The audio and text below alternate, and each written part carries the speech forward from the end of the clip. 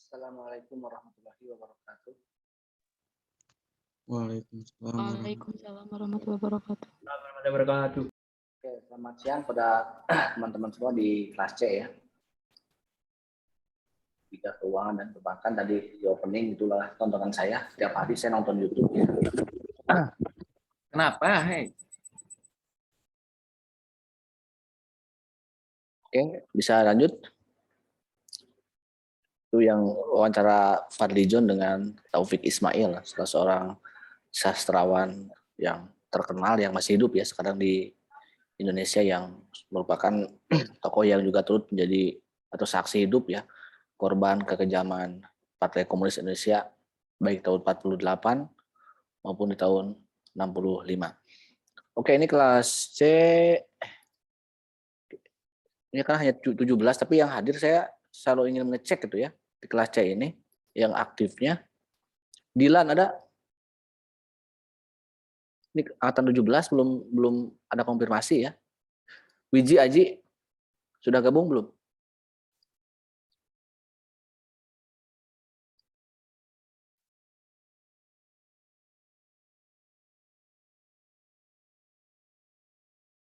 Wiji Aji.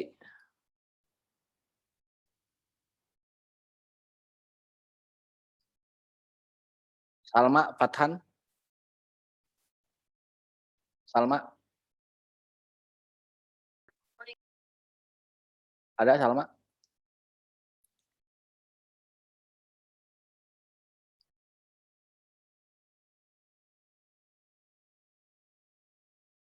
Rima Insani. Hadir, Pak. Oke, Rima ada. Mela. Hadir, Pak. Ilham Febriansah.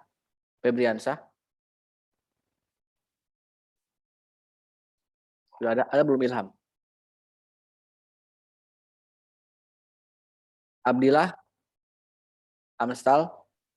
Barusan saya lihat gabung ya, Abdillah ada tuh.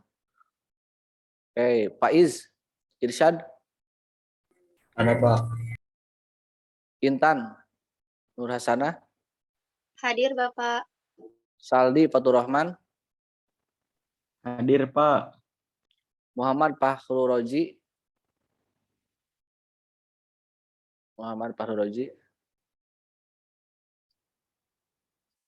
Dena Triana Mandala.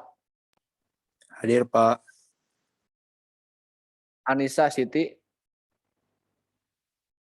Hadir, Pak. Ilham Ramdhani. Hadir Pak. Rangga Agus. Ada Pak. Ferry Ardiana. Hadir Pak.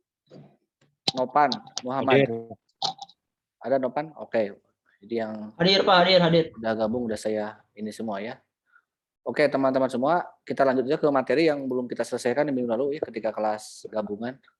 Kasihan ini di sini posisinya.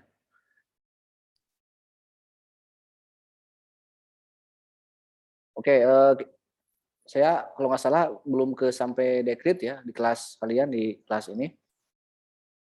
Berarti saya meminta kepada Anda untuk kembali berpartisipasi aktif ya, kita menyelesaikan bab 2 yaitu tentang pemilu 55 kalau tidak salah ya yang saya PR-kan sampai ke sini ya, ke era sini. Coba ada yang bisa menjelaskan apa itu pemilu 55?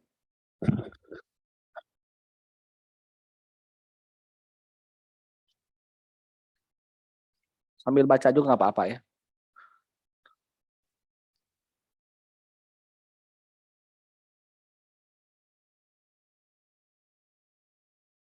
Dekret presiden sampai pada akhirnya kita mengalami perubahan era ya dari setelah dekret. Tapi kita harus mengawali dari pemilu dulu.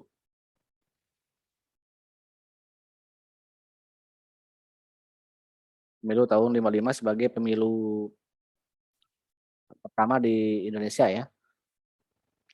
Atau pemilu paling demokratis menurut beberapa ahli sejarah.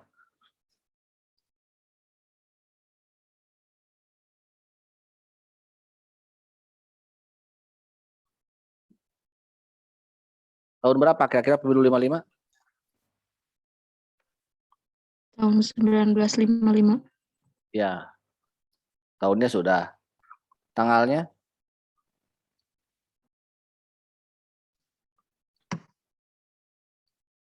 29 September 9 September dan eh, du-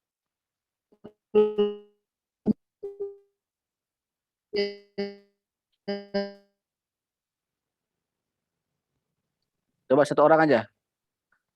Pemilu 55 itu untuk apa yang dikerjakan dan apa hasilnya.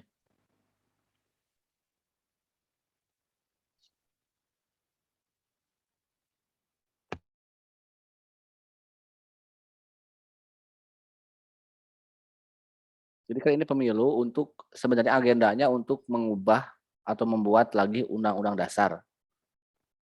Sementara ya. Karena selama tahun itu, era itu kita tidak menggunakan undang-undang dasar 45. Bahkan kalau dari sisi materi perkuliahan sedang tidak melaksanakan Pancasila di era tahun itu. Karena undang-undang yang berlakunya undang-undang dasar 55. 50 UUDS. Sehingga diadakan pemilu untuk kembali membuat undang-undang dasar. Dan setelah pemilu barulah ada undang-undang dasar sementara yang harus diganti ya oleh lembaga tertinggi negara hasil pemilu yaitu MPRS ya, atau konstituante. Jadi salah satu yang dipilih oleh konstituante adalah membuat UUD yang baru ya. Jadi hasil pemilu ini memilih anggota konstituante atau MPR. Kapan konstituante mulai bekerja?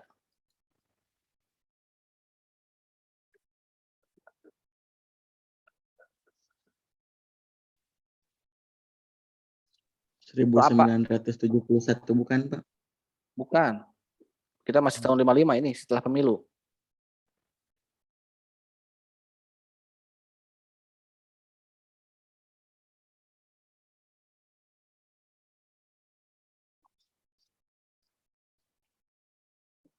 Coba.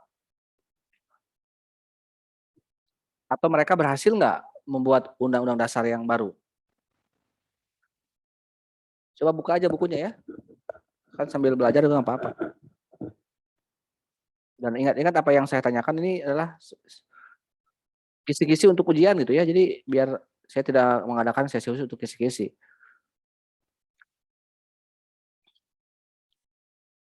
Apakah mereka berhasil nggak membuat undang-undang dasar pengganti UUDS Dewan Konstituante itu? Hasil. Ya,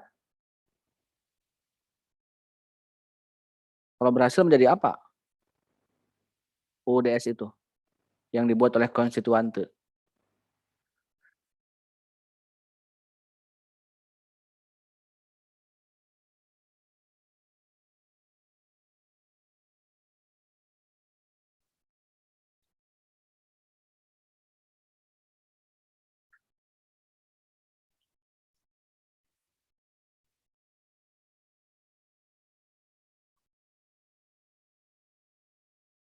Oke, kalau begitu, kalau tidak ada yang bisa menjawab, saran terbalik lah.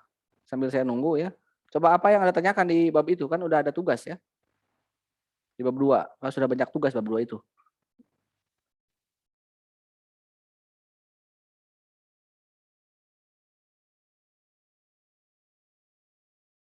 Satu kata aja, kenapa? Apakah benar nggak berhasil tidak Dewan Konstituante membuat Undang-Undang Dasar? Mengganti UUDS. Ini masih bab 2 ya. Siapa yang bisa? Mela mau menjawab? Intan?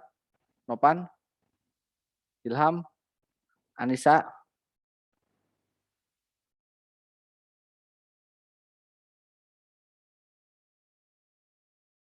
Coba. Apakah bisa nggak UUDS diganti oleh konstituante?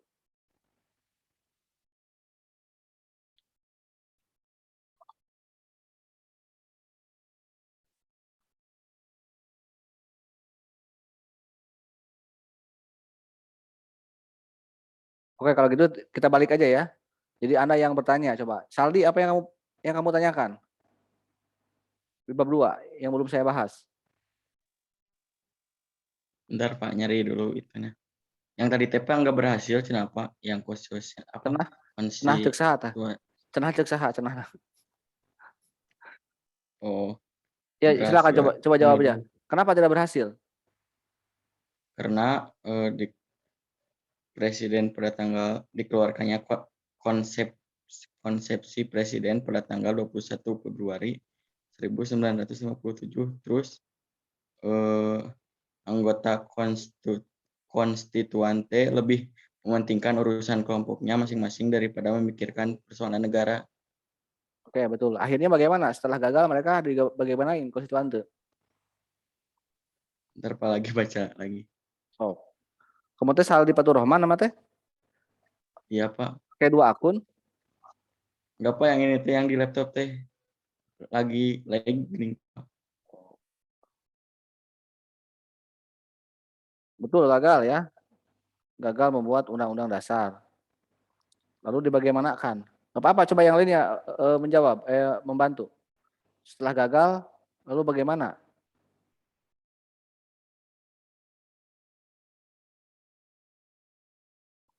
Kalau gagal bagaimana?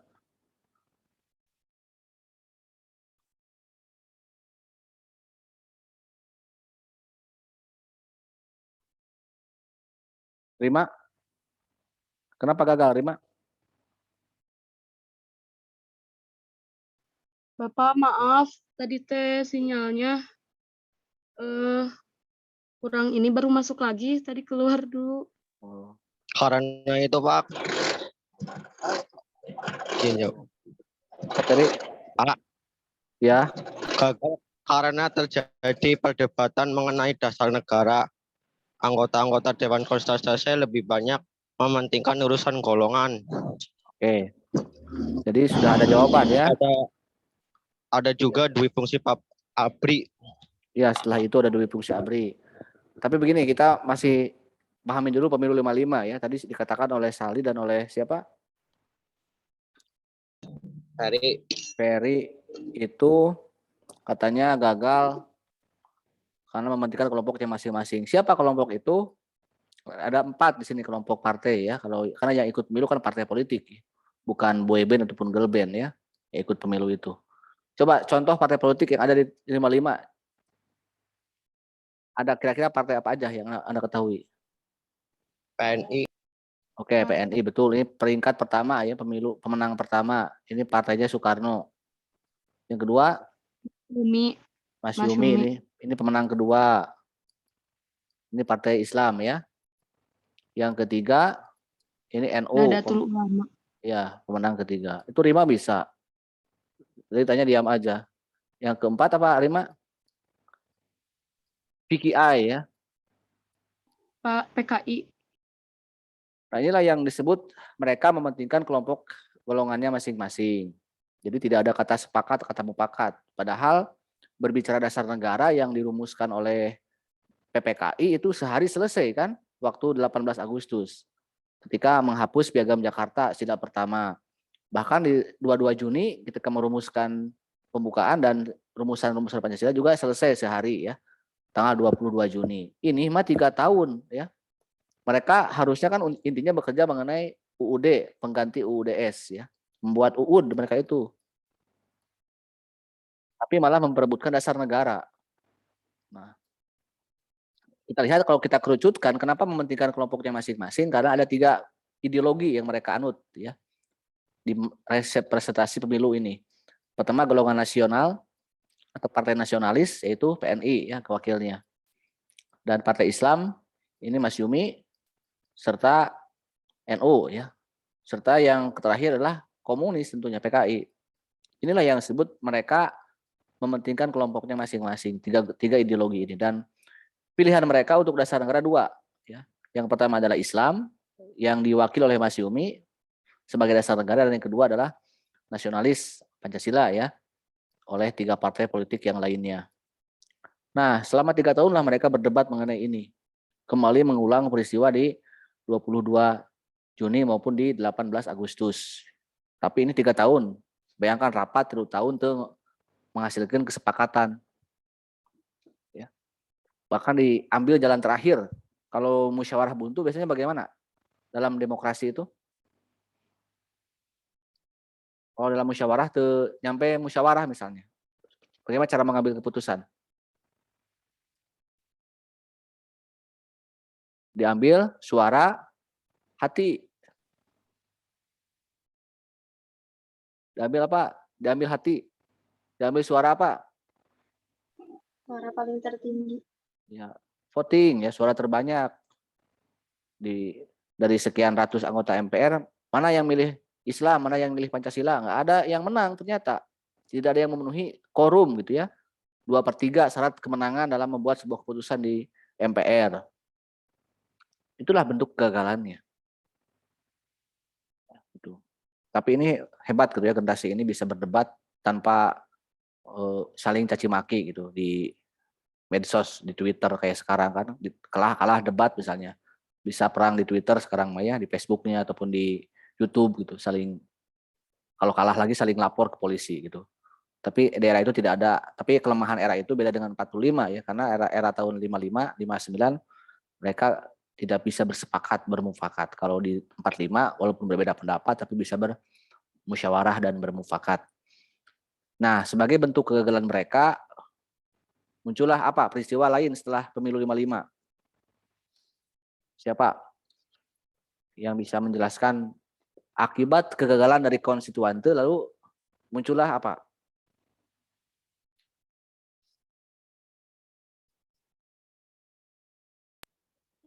Pergolakan di beberapa daerah. Ya, itu salah satu yang menandai adanya, karena perpecahan sudah mulai termuncul ya. Tapi ini yang sebagai bentuk kegagalan konstituante. Lalu negara kan harus diselesaikan nih urusan negara. Melalui apa menyelesaikan masalah konstituante ini? Dan oleh siapa yang menyelesaikan? Coba bab 2 penting nih ya. Yang saya PR-kan minggu lalu.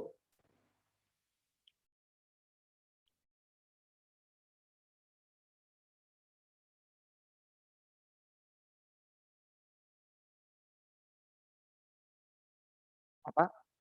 Ilham? Presiden. Ya. Apa Peri? Langsung aja ya. Apa? Dengan apa cara menyelesaikannya? Dibuatnya?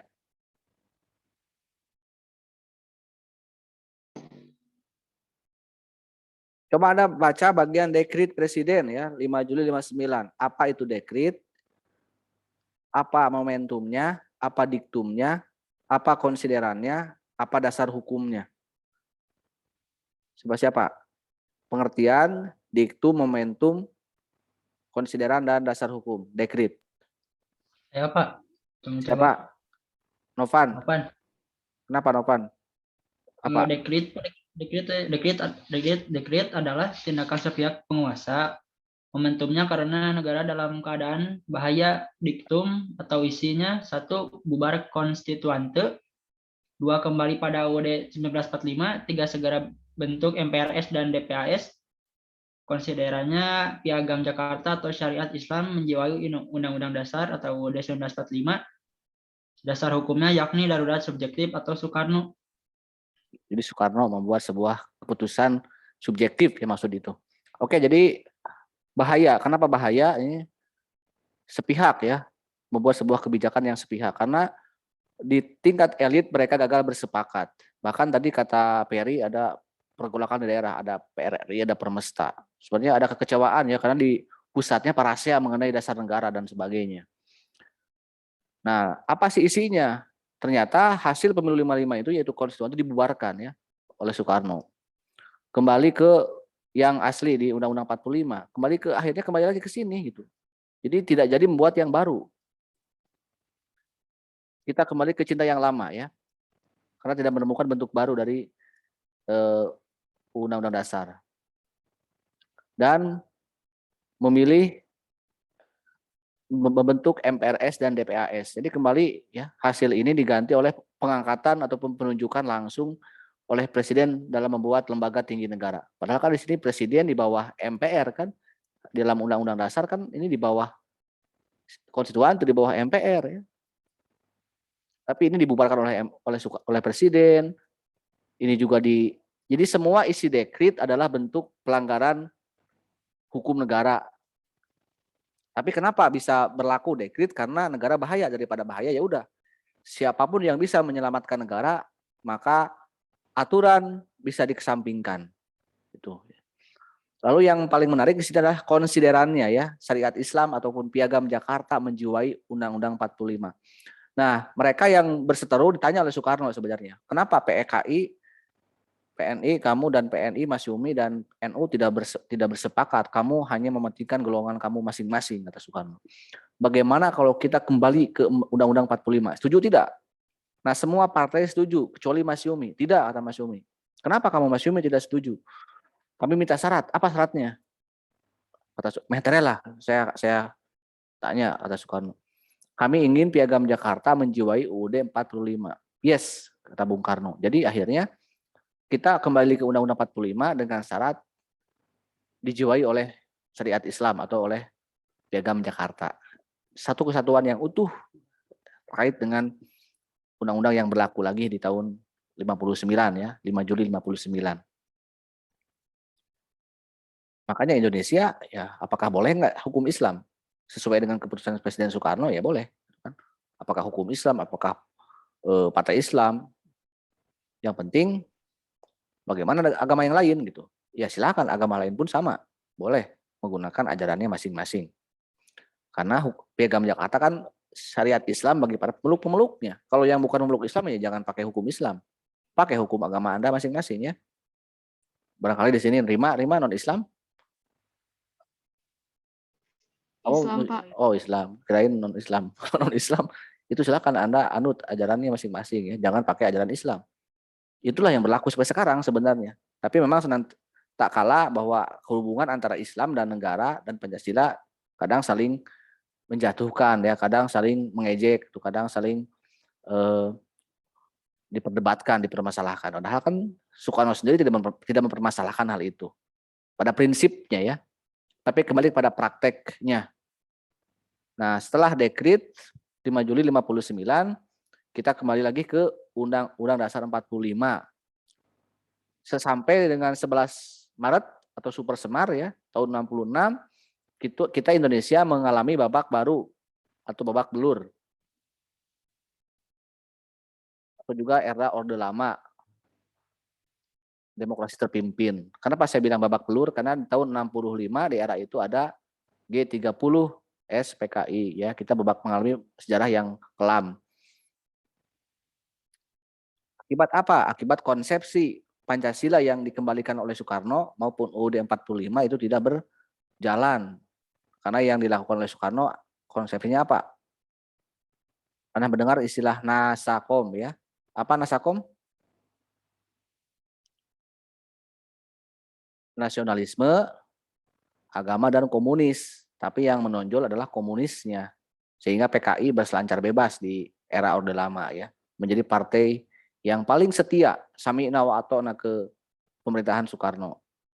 Partai utama pendukung Soekarno. Sehingga PKI tumbuh subur. Suburlah PKI. Itu kata Soekarno juga ya di dalam pidato-pidatonya.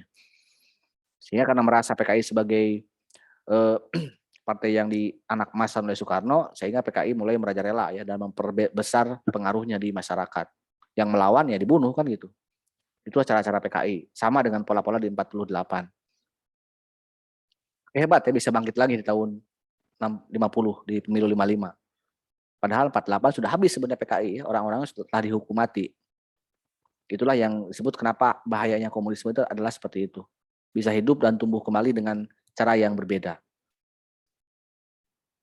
Adapun bagaimana nasib UUD 45 di Orde Lama, ternyata tidak sejalan juga ya. Soekarno tidak menjalankan kekuasaan berdasarkan pada UUD 45, tapi dalam demokrasi terpimpin. Jadi seperti diktator ya, otoriter daerah itu. Karena diangkat oleh MPRS sebagai presiden seumur hidup. Padahal dalam Undang-Undang 45 kan jelas 5 tahun masa jabatannya, bukan seumur hidup.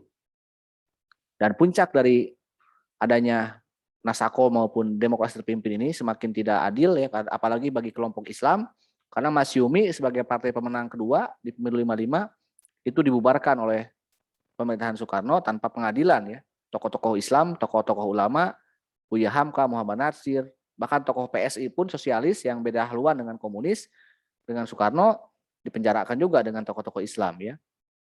Sultan Syahrir namanya, sebagai Perdana Menteri yang pertama, kedua, dan ketiga di Indonesia ya, Sultan Syahrir itu. Karena berbeda kepentingan. Apalagi Muhammad Hatta telah pisah ranjang dengan Soekarno di tahun 56. Karena Bung Hatta telah mencium bau kedekatan antara komunis dan atau PKI dan Soekarno, dan Bung Hatta kan nggak suka terhadap ideologi komunis gitu, sehingga pecahnya Duit Tunggal, dan akhirnya meletuslah tragedi yang saat ini sedang kita peringati di bulan-bulan akhir bulan ini, yaitu G30 ya. Dan setelah G30 kekuasaan Soekarno perlahan mulai meredup ya pengaruhnya, karena mungkin ya tidak puas ya, ada tragedi yang kemanusiaan yang melibatkan tokoh-tokoh penting. Bisa ada teman yang butuh HPIP. Belum lagi di masyarakat itu yang kembali muncul aksi saling membunuh, saling teror ya, di antara masyarakat, terutama yang dilakukan oleh komunis ya. Sehingga meletuslah tragedi itu. Karena sadar akan pentingnya, akan pengaruhnya semakin melemah, apalagi ada demo besar di kalangan mahasiswa saat itu tahun 66 ya, dengan Tritura, 3 tuntutan rakyat, yang salah satu isinya adalah minta pembubaran PKI ya oleh masyarakat, oleh rakyat, oleh mahasiswa, suaranya oleh mahasiswa. Karena biasanya suara rakyat, representasi suara rakyat adalah suara mahasiswa adalah mewakili suara rakyat. Ya. Jadi kalau ada mahasiswa yang dekat dengan kekuasaan atau menyuarakan suara pemerintah, berarti ya itu beda sejarah berarti ya, dengan generasi yang bisa mengubah sejarah. Karena hati nurani masyarakat biasanya oleh mahasiswa diakomodirnya.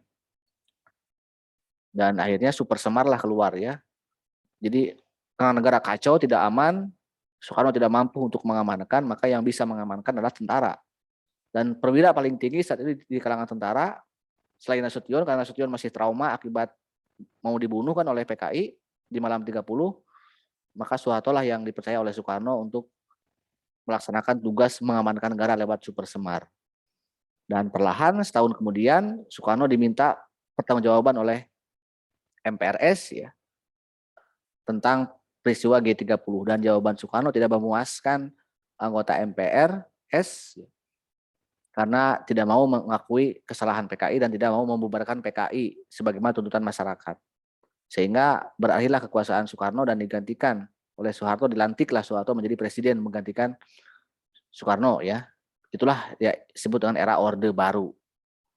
Nah, Orde Baru karena trauma terhadap Orde Lama akibat kekuasaan komunis yang mewarnai kehidupan Orde Lama, sehingga melarang PKI sebagai partai terlarang ya di Orde Baru lewat TAP MPR, dan dianggap sebagai paham yang berbahaya ya. Sehingga sampai sekarang kan belum dicabut bahayanya komunisme, dan para anggota-anggotanya bahkan keturunannya pun zaman Orde Baru mah di backlist ya, tidak boleh jadi PNS, tidak boleh sekolah tinggi karena akan ketahuan bahwa mereka adalah keturunan PKI. Dosa orang tuanya juga ternyata nurun ke anak cucunya ya oleh negara, oleh zaman Pak Harto, walaupun sekarang dihapus oleh Pak Gus Dur ya, oleh pemerintahan Gus Dur. Dan yang dihidupkan oleh Orde Baru adalah menghidupkan Pancasila ya sebagai ideologi yang satu-satunya ideologi atau ajas tunggal. Walaupun ajas tunggal juga akhirnya mendapat kecaman ya, karena tidak semua ajas yang harusnya bisa dilaksanakan agama misalnya tidak boleh dijadikan ajas dalam perjuangan karena harus Pancasila semuanya. Dan sebenarnya musuhnya kan adalah komunis, tapi ya tadi ya Orde Baru pun punya kelemahan sampai pada akhirnya puncaknya adalah Krismon ya, atau krisis moneter tahun 98, dan jatuh juga kekuasaan Soeharto. Dan Soeharto jatuh, ternyata Pancasila pun ikut jatuh gitu, karena generasi reformasi, generasi yang dianggap tidak menyukai Pancasila akibat kegagalan Orde Baru.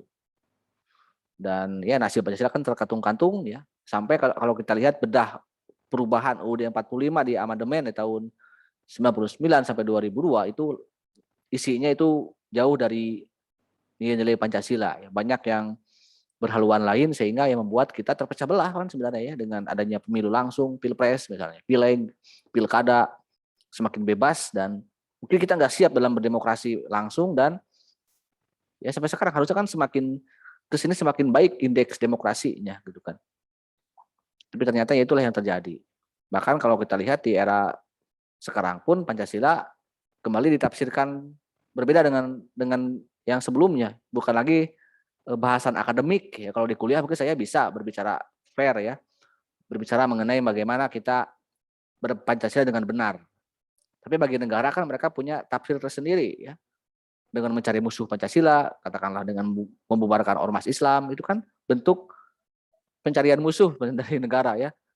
Kalau dulu zaman Pak Harto musuhnya adalah PKI, yang jelas ada pemberontakan, tapi kalau sekarang adalah ormas Islam yang belum tentu juga memberontak, itu kan hanya baru praduga yang dianggap akan bersalah. Ya, gitu. Tapi kan sudah terlanjur ya dibubarkan dan ditangkap para ulama-ulamanya.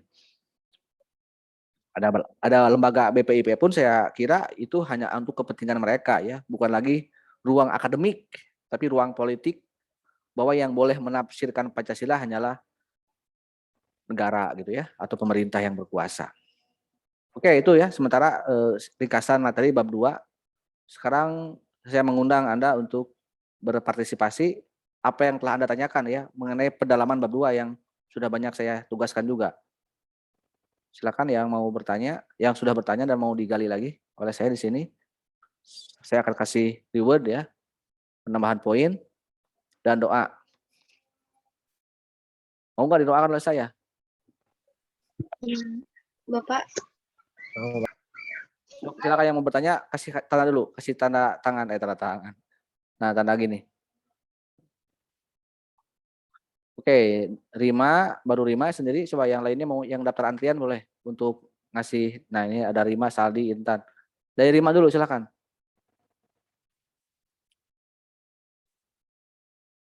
Silakan Rima 67. Pertanyaannya. Bentar, Pak. Oh, sebentar.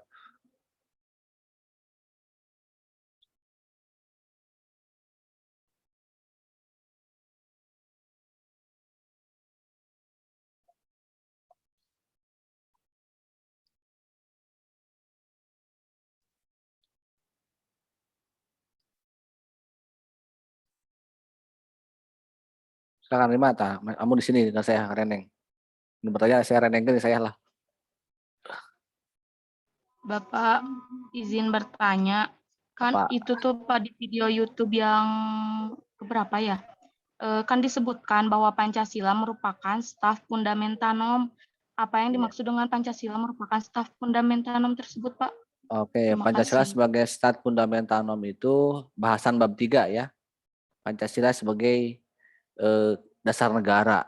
Kenapa Pancasila sebagai dasar negara?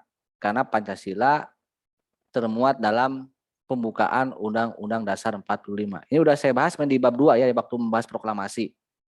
Makanya saya bilang bab 2 yang membahas proklamasi adalah penguatan awal mengenai konsepsi dasar negara atau bab 3. Karena dasar negara ya seiring dengan terbentuknya negara, yaitu proklamasi. Nah, sebagai wujud kita sebagai sebuah negara, ya, maka dalam hukum tertinggi sebuah negara ada yang disebut dengan stat fundamental norm, yaitu Pancasila yang termuat dalam pembukaan. Makanya tadi bilang kenapa ini gagal konstituante harusnya kan membuat UUD 45. UUD itu kan sebelum UUD ada pembukaannya, ada mukadimahnya, ya. Inilah yang maksud dengan stat fundamental atau kaidah dasar bernegara, ya. Norma dasar bernegara. Adapun UUD 45 atau UUD ini adalah hukumnya atau akan dihubungkan dalam pasal-pasal batang tubuh undang-undang dasarnya. Dari mana asalnya? Dari pembukaan. Nah, dalam pembukaan yang 4 alinea itu kan alinea keempat ada rumusan dasar negara yaitu Pancasila. Itu ya, Rima. Ya, Makanya waktu sidang BPUPK 1 kan dasar negara agendanya.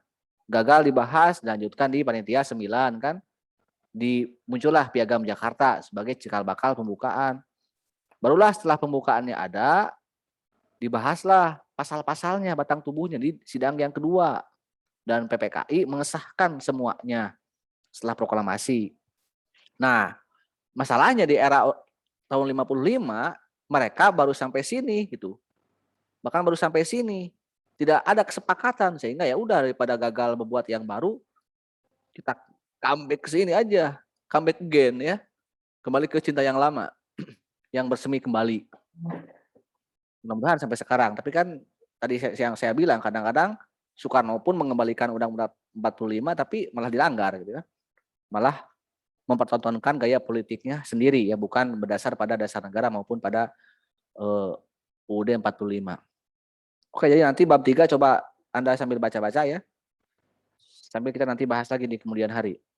Karena ini ya kalau pertanyaan terima adalah bab 3 ini bahasan pokoknya. Lanjut coba ke Saldi. Saya, Pak. Mau Saldi mau Intan? Sok Intan dulu aja Pak, jaringannya ini kamu on cam take. Gitu. Oke, Saldi kamu boleh kalau jaringannya kurang, yang lain boleh di chat ya. Yang mau Pak. bertanya boleh diketik di chat. Intan, Izin bertanya, Bapak. apa Intan? Pertanyaannya. Yang mengenai Pancasila kan Pak pernah mengalami perubahan. Nah, terutama pada sila yang pertama itu gini Pak. Hal yang mengajarkan kepada bangsa Indonesia mengenai toleransi tingkat tinggi. Nah, untuk pertanyaannya, mengapa di zaman sekarang ini perilaku intoleransi semakin banyak, bahkan sampai petinggi negara juga ada yang intoleransi, gitu Pak. Oke. Jadi toleransi itu muncul, kalau bagi saya gitu ya, kenapa bisa muncul toleransi? Karena ada nilai yang mungkin harga mahal sekarang, yaitu kejujuran. Ya. Sebenarnya kalau misalnya itu pejabat publik ya, ataupun tokoh publik, katakanlah pejabat, jujur itu dalam artian boleh untuk dirinya sendiri dia itu berperilaku jujur, apa yang dia karakter dia sesungguhnya, apa yang dia tampilkan ke masyarakat juga harusnya jujur, apa adanya gitu ya. Jangan dibuat-buat. Mohon maaf mungkin dalam bahasa yang lebih ini, jangan pencitraan kalau sekarang gitu. Dan apa sih jenis kelaminnya gitu. Kelamin ini dalam artian bukan hanya kelamin seks ya, tapi kelamin ideologi kalau menurut saya. Sebenarnya lu itu apa? Apakah kalau agama, apakah Anda itu berpikir tentang konsepsi Islam sebagai tokoh Islam, sebagai tokoh nasionalis, atau tokoh komunis? Nah, kan kalau dulu kan jelas orang itu terang-terangan ya, yang Islam ngaku bahwa saya ini memperjuangkan dasar saya Islam. Ketika yang Soekarno Hatta dia kelompok nasionalis walaupun beragama Islam, tapi saya perjuangkan nilai-nilai nasionalis dalam membangun negara. Termasuk ketika ada PKI mereka pun jujur bahwa saya adalah orang komunis, akan saya perjuangkan ide-ide komunis. Itu kan dilaksanakan oleh mereka. Katakanlah di 55 aja mereka ya. Kalau di 45 kan hanya 2 kelompok. Jadi ada kejujuran ya. Kan bisa ketahuan sebenarnya kalau mereka jujur itu. Bagaimana radikalnya komunis sampai dia membunuhkan orang tanpa ampun ya. Tanpa ada rasa malu dan malah ingin memutarbalikkan fakta. Ya bagaimana Islam mereka juga perjuangan walaupun mentok dan bahkan kalau jujur ya banyak yang menjadi korban politik umat Islam itu. Termasuk kayak Partai Islam maupun ulama-ulama besar saat itu. Dan sampai sekarang kan yang banyak korban sebenarnya adalah umat Islam ya. Bagaimana teror terhadap masjid ya yang dibakar, yang di ustadz yang sedang ceramah dilempar, ditakol oleh orang gila dan sebagainya. Kan itu juga hal-hal yang harus kita di luar misalnya oke lah di luar itu memang ada misalnya terorisme. Tapi itu bahasan lain. Nah, sekarang ya kalau menurut saya tidak begitu jujur gitu kan. Jadi yang tampil di permukaan dengan apa yang dia pikirkan itu berbeda. Mungkin aja misalnya dia itu sebenarnya berpikir otoriter ya, berpikir radikal, orang radikal, tapi nggak muncul ke permukaan. Dia orang komunis, mungkin jiwanya jiwa komunis, tapi ingin tampil sebagai orang yang religius, yang dekat dengan ulama, yang dekat dengan Islam. Tapi setelah menjabat, digebuglah umat Islam yang lainnya gitu. Dia itu sebenarnya orang sekuler, tapi kalau kampanye dia butuh umat Islam, suara umat Islam, maka didekatilah umat Islam. Digebug setelah berkuasa lalu baru digebug, disingkirkan. Karena apa yang dia tampilkan untuk kepentingan dirinya, untuk dalam rangka mencapai tujuan menjadi pejabat. Karena tujuan hari ini orang bertujuan untuk berkuasa. Dan cara untuk berkuasa bebas, memang bebas. bisa ngebohongi orang, bisa bayar orang untuk money politik untuk milih dia. Tapi kan ada norma dan etika. Kita bahas nanti di bab 5 ya, ada etika politik, bab sistem etika. Tapi itulah kurang lebih ya Intan. Jadi kalau menurut saya nggak jelas kita ini kadang-kadang oke lah dia itu baik ya orang itu. Meni bager bisa jadi imam sholat. Walaupun sholatnya sholat maghrib sholat asar dan sholat lohor misalnya. Karena kan nggak ada bacaan suara keras ya kalau sholat jadi imam sholat itu. Beda kalau maghrib isya subuh kan ada bacaan yang harus dikeraskan. Tapi ya oke banyak orang yang tertipu gitu kan. Mungkin dipilih karena dia mah bager soleh deketin ulama. Akhirnya orang terpilih ya. Siapapun itu ya, mungkin saya tidak menyebutkan orang, tapi ya kurang lebih seperti itu. Jadi pura-pura gitu kan. Pura-pura pro rakyat padahal ketika dia menjabat aturan yang dia buat itu bukan untuk rakyat, tapi untuk asing misalnya, untuk Tiongkok, untuk kepentingan untuk balik modal. Karena kan butuh biaya besar ya sekarang itu kalau politik itu. Makanya saya bilang ini sebenarnya aturan dasarnya kita ini sudah kacau gitu.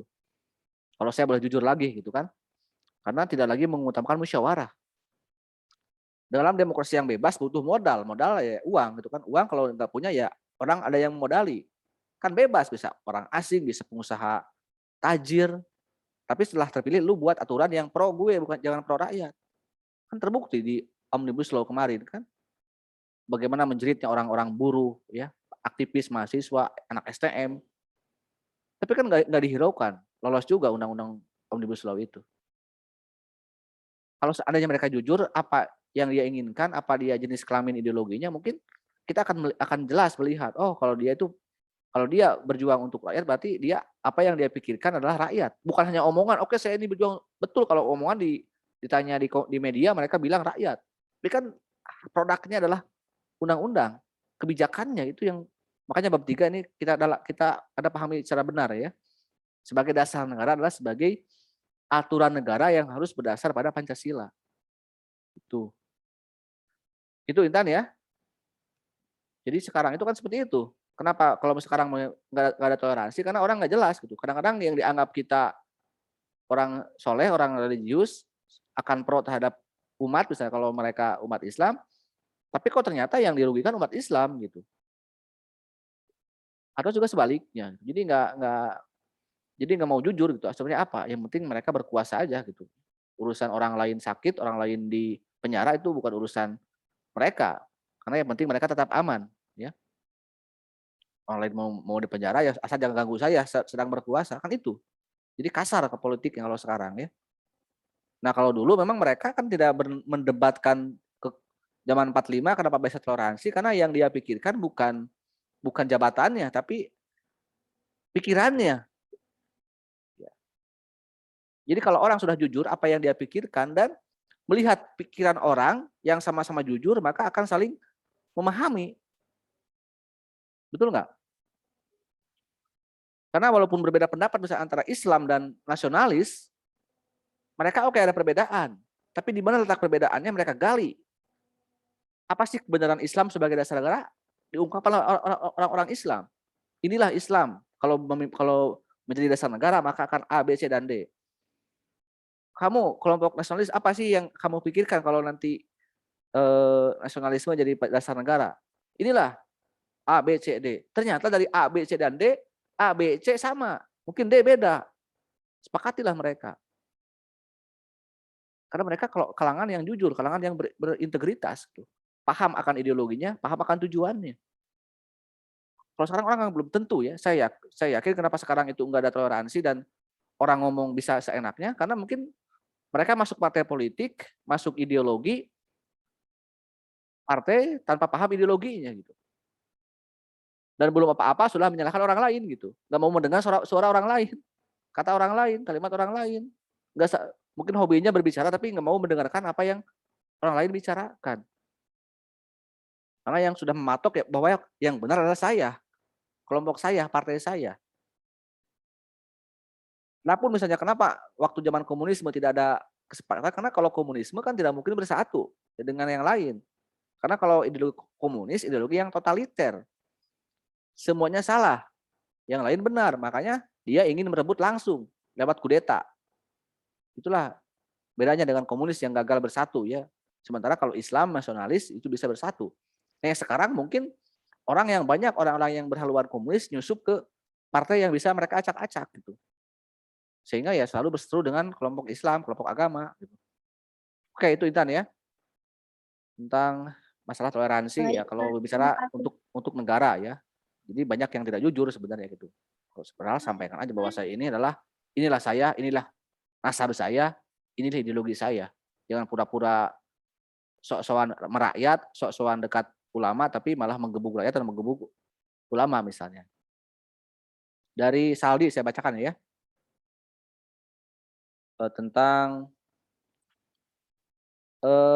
sebutkan ada undang-undang dasar di lat dalam ayat yang membentuk panitia 9. Nah, apakah dalam pembentukan panitia 9 itu orangnya terpilih siapa saja yang mau dan apakah alasan khusus untuk menjadi panitia 9?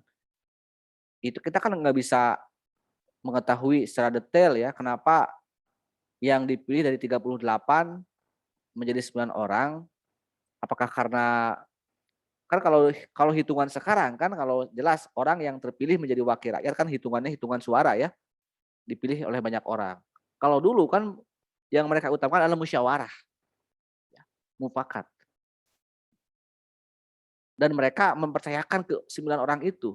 Orang-orang nasionalis percaya pada 4 orang yang tergolong kelompok nasionalis ya, Yamin, Soekarno, Hatta, siapa lagi coba yang masuk golongan nasionalis?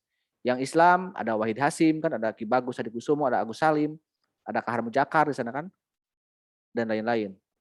Jadi ya mereka percaya pada putusannya gitu.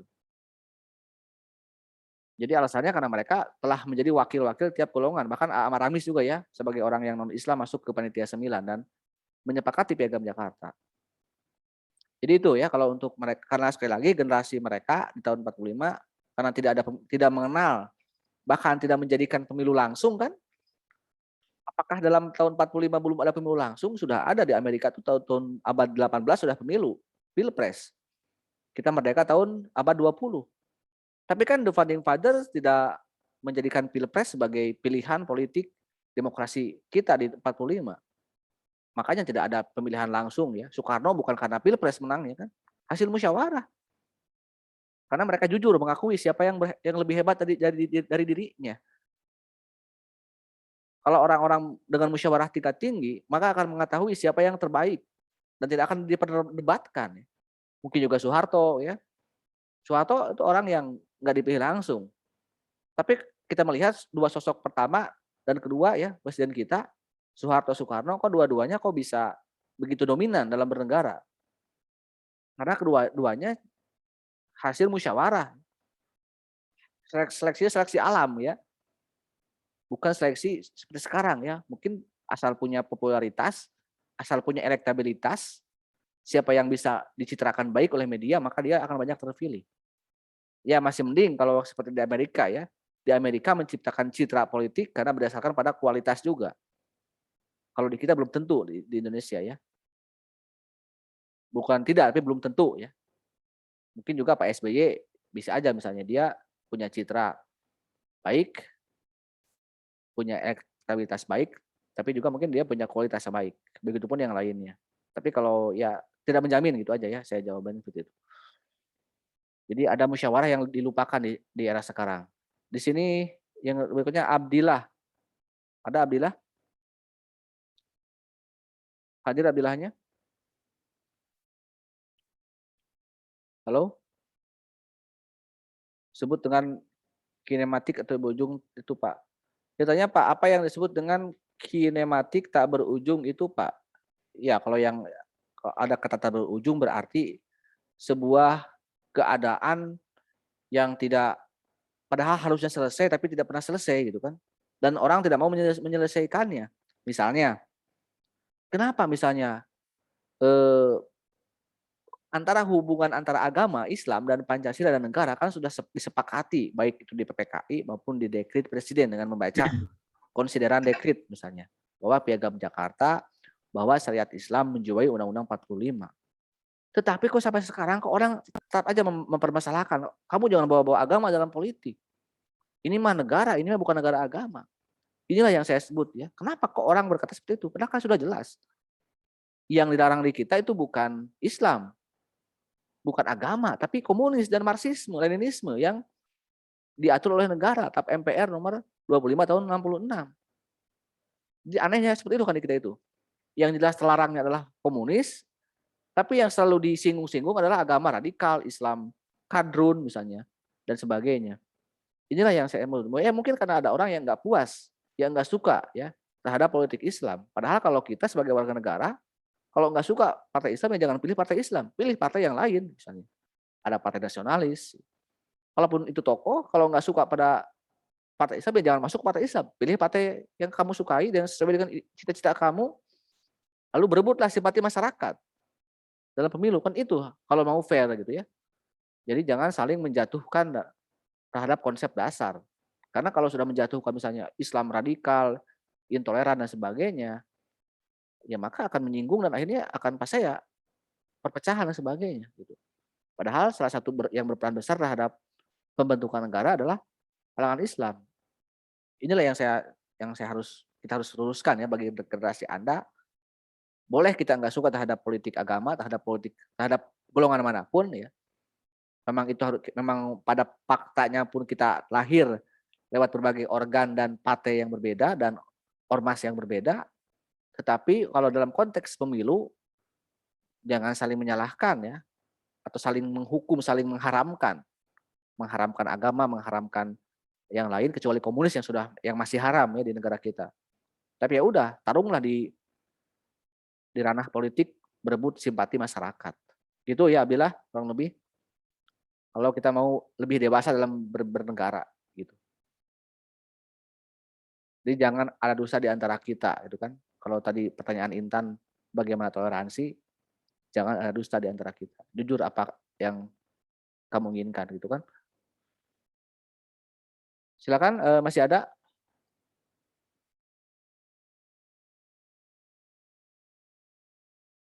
Oke, Anissa mau bertanya? Siti? Assalamualaikum Pak, izin bertanya. Waalaikumsalam warahmatullahi. Kalau nggak salah pas Orde Baru, bagaimana bisa Indonesia pada saat Orde Baru tersebut menjadi demokrasi liberal yang harusnya demokrasi Pancasila? Kalau Orde Baru justru bukan liberal ya. Oh iya. Demokrasi liberal itu di tahun 50 sampai 59 itu liberal. Karena tadi pemilu 55 itu kita mengadakan pemilu pada saat demokrasi liberal. Karena banyak partai politik, itu cirinya. Saling jatuh bangunnya kabinet, itu ciri demokrasi liberal. Justru yang mempraktekkan demokrasi liberal adalah selain 50 sampai 59 adalah sekarang di tahun 99 sampai 2019 kalau kita berbicara pemilu ya, 4 pemilu kita menggunakan praktek liberal. Apa cirinya? Langsung ya, demokrasi langsung. Banyak partai politik. Bayangkan pemilu 55 itu puluhan partai politik. Tahun 99 itu ada 90 partai politik. Makanya kalau ada pemilu ya, ada 24 partai, dalam partai ada calegnya. Kan segede bor kan? Betul nggak? Suara itunya apa? Suara kertas suaranya gitu. Bingung gitu kan? Karena itu individualis, itu liberal. Kenapa saya bilang individualis? Karena walaupun misalnya Anda pilih masuk partai A. Dalam partai A itu setiap dapil muncul 10 caleg. Kalau 10 partai misal kali 10 caleg berarti 100 caleg untuk dapil. Sementara yang dipilih yang akan duduk di MPR-nya, di DPR-nya hanya 10 caleg. Berarti kita ini punya musuh 2. Musuh satu partai, musuh di luar partai. Artinya bukan lagi partai politik, tapi sudah perang individu gitu kan. Makanya banyak di partai politik merekrut artis ya, seperti Krisdayanti, ada Anang Hermansyah, ada Mulan Jamela ya. Karena untuk perebut suara rakyat ya, karena yang terkenal adalah artis gitu. Dan mungkin bisa aja kalah orang-orang semacam profesor, doktor bisa kalah oleh artis. Yang punya modal, yang punya baik modal uang maupun modal popularitas. Jadi itu kalau melihat liberal itu bebas ya, individualis. Ya sekarang lebih liberal, lebih individualis. Nah Orde Baru mah enggak ya, Orde Baru justru mempraktekkan demokrasi Pancasila. Soeharto itu walaupun 32 tahun berkuasa tapi tidak pernah melanggar undang-undang dasar. Karena Soeharto itu normal ya, 5 tahun menjabat dan dipilih lagi. 5 tahun menjabat dan dipilih lagi. Beda kalau Bung Karno melanggar karena Bung Karno diangkat langsung seumur hidup. Jelas itu melanggar UUD 45. Jadi secara itu mungkin Soeharto lebih cerdas daripada Soekarno ya, lebih konstitusional dalam berkuasanya gitu. Tidak kasar gitu kan. Tapi ada kelemahannya. Jadi praktek pemilu di tahun Orde Baru ya, kalau bicara demokrasinya memang disetting gitu ya kelihatannya gitu. Karena tidak bebas, dibatasinya partai politik. Jadi yang pasti menang Golkar, partainya Soeharto ya. Nah, adapun umat Islam dibatasi di partai P3 saja. Tidak pernah menang, tapi selalu ya paling nomor 2 lah. 20-30%. Golkar selalu di atas 60%, di atas 50%, bahkan pernah 70%. Ya udah kalau 70% milih Golkar ketika sidang umum MPR, ya pasti gampang menentukan Soeharto menjadi presiden. Jadi ada settingan-settingan yang mungkin orang bisa mereka nggak baik untuk demokrasi langsung bebas ya, tapi itu cara yang cukup hebat dari Orde Baru ya, bisa mengset situasi politik dari pusat sampai daerah dan tunduk patuh terhadap aturan yang dibuat oleh Soeharto.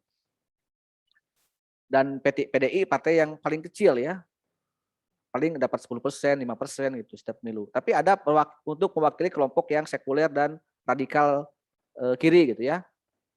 Bahkan Megawati pun kan tidak begitu besar pada saat Orde Baru ya partai. Bahkan PDI pernah disingkirkan oleh Soeharto di tahun 96. Itulah yang membuat PDI besar di tahun reformasi kan, karena dianggap sebagai korban Orde Baru. Di kita kan masyarakatnya melankolis ya. Kalau ada orang yang dianggap korban maka akan mendapat simpati. Bahkan SBY pun sebenarnya dulu dianggap korban Megawati karena dipecat dari menteri. Jadi orang, oh kasihan pada Pak SBY, akhirnya banyak juga yang milih Demokrat dan milih Pak SBY di Pilpres. Jadi itulah gaya politik kita kalau langsung ya. Jadi selalu terjebak oleh nuansa-nuansa yang tidak masuk akal ya. Termasuk tadi dengan seolah-olah korban politik. Padahal kan kalau ingin lebih maju harusnya perang gagasan dan ideologi ya. Dan itu hanya terjadi di awal-awal kemerdekaan ya, gagasan-gagasan itu. Sekarang lebih banyak ya ke itu, ke nuansa-nuansa yang tidak rasional. Kalau menurut saya seperti itu ya, Anissa. Oke, ada lagi. Intan, kamu mengacungkan sama-sama. Intan, kamu mengacungkan tangan? Enggak, Pak, yang tadi itu. Oh, yang tadi belum. Oh, mau diturunkan. Oh, kirain Intan. Ada lagi yang mau mengacungkan tangan? Nah, Intan tadi kamu belum masuk sini ya. Nah, sekarang saya masuk di sini dengan saya sekarang. Oke, ini Emela mau bertanya? Izin bertanya, Pak. Ya, silakan. Pada video disebutkan saat perumusan dasar negara, keadaan negara masih berantakan. Nah, penjajah ingin kembali lagi. Bagaimana tanggapan Indonesia saat penjajah ingin kembali dan apa yang dilakukan pemerintahan? Tahun berapa itu? Tahun 40-an, 45 sampai 50. Iya, Mas. Oke. Itu kan saya pernah mengatakan itu adalah kembalinya sang mantan ya. Karena Belanda itu menganggap kita sebagai mantan terindahnya. Lalu bagaimana jawaban kita? Mau dikatakan apa lagi?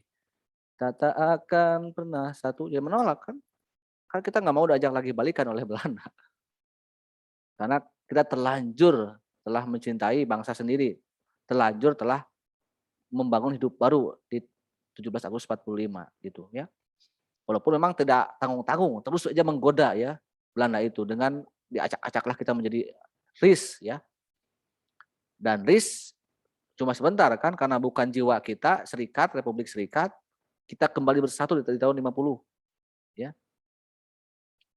Tapi sayangnya tahun 50 kita walaupun kembali ke kesatuan, undang-undang yang berlaku UUD, undang-undang dasarnya bukan undang-undang dasar yang 45 tapi yang masih bernuansa RIS yaitu UUD 50 gitu. Jadi akibat godaan gangguan sang mantan kita mengubah praktek demokrasi tadi yang ditanyakan oleh Anissa gitu ya. Jadi kenapa kita di awal kemerdekaan tidak bisa melaksanakan demokrasi Pancasila? Karena akibat perubahan UUD atau Undang-Undang Dasar dari RIS dan UUDS, kita memaksakan menjadi undang-undang menjadi negara yang liberal ya, dengan praktek-praktek tadi pemilu 55 yang liberal gitu kan. Yang mungkin nggak siap gitu kan dengan liberal ini karena kita gagal dalam memenuhi keputusan ya gitu. Jadi itu ya kalau berbicara efek dan bagaimana menghadapinya, kita memang tidak mau diajak balikan, bahkan Papua pun kita paksa untuk rebut karena Belanda menjanjikan tidak langsung diberikan kan, dan Belanda itu ingat baru mengakui kita tahun 50 ya, setelah KMB, setelah penuh. Walaupun Papua ingkar janji kan, Papua diberikan lewat perang juga di pembebasan Papua Barat di tahun 60. Ya, itu dampak terhadap kita melawan dengan semampunya, tapi dampak terhadap keadaan politik di dalam negeri, kita diacak-acak sistem demokrasinya akibat berubahnya berbagai aturan atau undang-undang dasar gitu. Dan baru kembali di tahun 59 tadi lewat dekret presiden. Ya. Walaupun Soekarno terlalu ekstrim yang melaksanakan dekret karena dia sangat menentang liberal tapi mempraktekkan diktator gitu. Itu ya Mela. Masih ada kah? Ya Pak, terima kasih. Sama. Masih ada nggak yang untuk penggalian bab 2? Oke, kalaupun sudah tidak ada nggak apa-apa ya. Anda pelajari aja tugas-tugasnya, lengkapi lagi. Dan nanti mungkin bab 3 juga Anda mulai baca-baca ya sebelum UTS. Mudah-mudahan ada pendalaman materi yang akan saya sampaikan. Nantilah saya ini aja sampaikan ke Anda pengumumannya. Kita tunggu ya jadwal-jadwal ujiannya ya. Oke, silakan kalau tidak kita tutup saja dengan kalimat alhamdulillah bersama-sama. Alhamdulillahirabbil alamin. Assalamualaikum warahmatullahi wabarakatuh. Waalaikumsalam warahmatullahi wabarakatuh. Oke, saya pamit ya. Terima kasih, Pak. Terima kasih, Pak.